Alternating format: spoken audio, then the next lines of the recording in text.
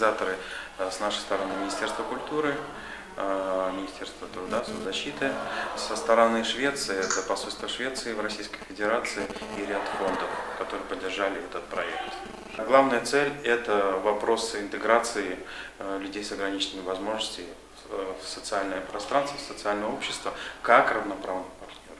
По поводу всех условий, конечно, много всего надо сделать. Это касается и самой доступной среды, технического оснащения и всего того, что связано с вовлечением людей с ограниченными возможностями в этот процесс творения, процесс креативности. То, что вы вот сейчас можете видеть на мастер-классах с участием шведских партнеров.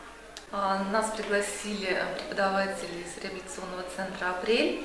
Вот, у меня ребенок, ему 4 года, у него синдром Дауна. И нам очень было, конечно, интересно прийти на это мероприятие, потому что у меня ребенок, он любит танцы, любит какие-то такие подвижные, такие вот интересные мероприятия.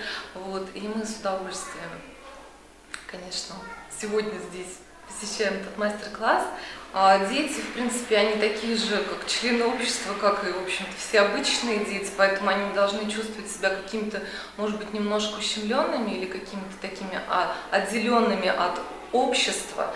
Поэтому и надо, чтобы общество понимало, что есть такие люди, есть такие дети, чтобы они знали, как себя вести в присутствии таких людей, в присутствии таких детей. Потому что основная проблема нашего общества, потому что, взрослых, допустим, да, они не знают, как реагировать на это, они не знают, как себя вести. Поэтому нужно обязательно, чтобы дети, взрослые, подростки, люди вообще просто, они были в обществе, они себя чувствовали естественно, полноценно. Основная цель – это помочь раскрепоститься людям с ограниченными возможностями, также обычным людям без каких-либо физических ограничений, убрать этот барьер, чтобы люди были наравне и не чувствовали каких-то ограничений.